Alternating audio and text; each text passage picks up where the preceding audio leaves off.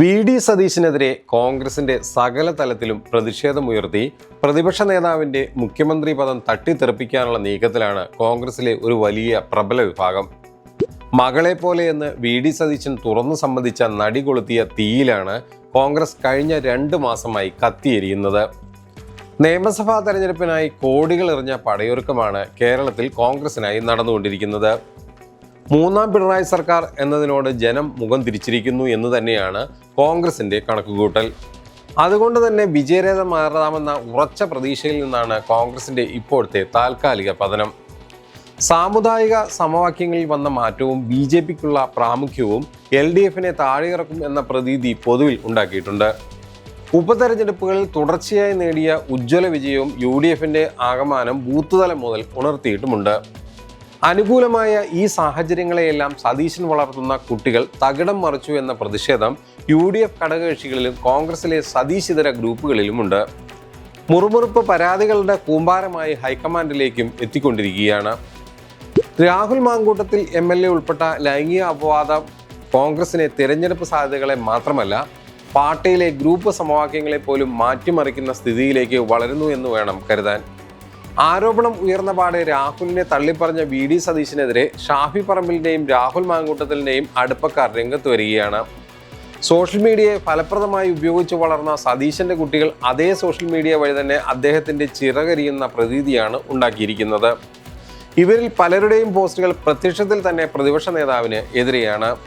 ഈ സാഹചര്യത്തെ പരമാവധി ഉപയോഗിക്കാൻ പ്രതിപക്ഷ നേതാവിന്റെ കോൺഗ്രസിലെ എതിരാളികൾ നീക്കം തുടങ്ങിയതോടെ സതീശൻ ഒറ്റപ്പെടുന്ന സ്ഥിതിയിലേക്കാണ് മാറിയിരിക്കുന്നത്.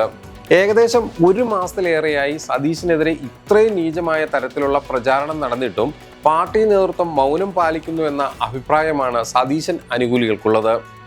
ഇത് സതീശൻ എന്ന വ്യക്തിക്കല്ലേ ഡാമേജ് ഉണ്ടാക്കുന്നത്, വരാനിരിക്കുന്ന തെരഞ്ഞെടുപ്പുകളിൽ മുന്നണിയുടെ വിശ്വാസിക്ക് തിരിച്ചടിയാകുമെന്നും അവർ ചൂണ്ടിക്കാട്ടുന്നു. ഇത്തരത്തിൽ പാർട്ടിയിൽ ഒരു വിഭാഗത്തെ അഴിച്ചുവിടുന്നത് മുന്നണിയുടെ അന്ത്യം കുറിക്കുമെന്ന അഭിപ്രായം ഒരു പക്ഷത്തിനുണ്ട്. എന്നാൽ ഇക്കാര്യത്തിൽ ഇടപെടേണ്ടതില്ല എന്ന നിലപാടാണ് മുതിർന്ന പല നേതാക്കൾക്കുമുള്ളത്.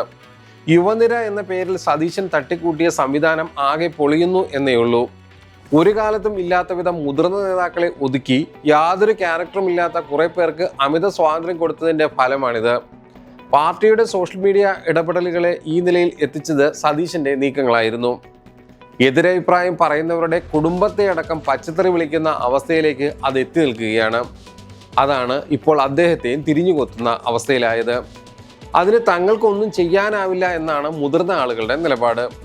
പ്രതിപക്ഷ നേതാവ് എന്നുപോലും പരിഗണിക്കാതെ ഇന്ന് വരെ ഇല്ലാത്ത വിധം വളരെ മോശം പരാമർശങ്ങളാണ് സതീശനെതിരെ ഉണ്ടായിക്കൊണ്ടിരിക്കുന്നത്.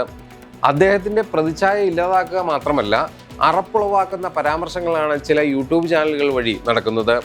ഇതിൽ പലതിൻ്റെയും പിന്നിൽ ഷാഫി മാങ്കൂട്ടം അനുയായികളാണെന്ന് വ്യക്തമാകുന്നതായി കോൺഗ്രസിൽ നിന്നുള്ള ചില സൂചനകൾ ലഭിക്കുന്നുണ്ട്. അതേസമയം സതീശനെതിരെ ഉയരുന്ന ഇത്തരത്തിലുള്ള അധിക്ഷേപങ്ങളെ പരമാവധി പ്രചരിപ്പിക്കാനുള്ള ദൗത്യം ഇടത് ക്യാമ്പുകളും ഏറ്റെടുത്തിട്ടുണ്ട്. പ്രതിപക്ഷ നേതാവിനെതിരെ പുതുതായി എന്തെങ്കിലും പറയുന്നതിന് പകരം ഇത്തരം പോസ്റ്റുകളും വീഡിയോകളും പ്രചരിപ്പിക്കുന്നതാണ് ഗുണകരമെന്നാണ് ഇടതുപക്ഷത്തിന്റെ ഒരു നിലപാട്. പ്രതിപക്ഷ നേതാവായ ശേഷം കെ.സി. വേണുഗോപാലുമായി അടുത്തെങ്കിലും ഇപ്പോഴാ ബന്ധം പഴയതുപോലെയല്ല. രമേശും വേണുഗോപാലും ഇപ്പോൾ കൂടുതൽ അടുപ്പത്തിലുമാണ്. സതീശിനോട് അകന്നു കഴിഞ്ഞ ഷാഫിയുടെയും രാഹുലിന്റെയും ആഭിമുഖ്യവും ഈ ദിശയിലാണ്. യു.ഡി.എഫ് കൺവീനറായ അടൂർ പ്രകാശും ഈ യുവനിരയോട് അടുക്കുന്നുമുണ്ട്. ഒരു ലൈംഗിക അപവാദം കോൺഗ്രസിലെ ശാക്തിക ബലാബലത്തിൽ മാറ്റമുണ്ടാക്കുന്നു എന്ന കൗതുകകരമായ സ്ഥിതിയാണുള്ളത്. രാഹുലിനെതിരെ വന്നതിനൊന്നും തെളിവില്ലാതെയും പരാതിക്കാരില്ലാതെയും കെട്ടടങ്ങുന്ന സ്ഥിതിയായിട്ടും അതുണ്ടാക്കുന്ന പ്രകമ്പനങ്ങൾ കോൺഗ്രസിൽ അവസാനിക്കുന്നില്ല, കൂടുതൽ രൂക്ഷമായി വളരുകയാണെന്ന് ചുരുക്കം. അവസാനമായി ഒരു കാര്യം പറയാം. പ്രതിപക്ഷ നേതാവിനോട് വലിയ ബഹുമാനവും ഇഷ്ടവും ഒക്കെയാണ്. പ്രവർത്തകരെ ചേർത്ത് പിടിക്കാൻ അദ്ദേഹം തയ്യാറായാൽ പുള്ളി മുഖ്യമന്ത്രിയാകണമെന്നാണ് ആഗ്രഹം.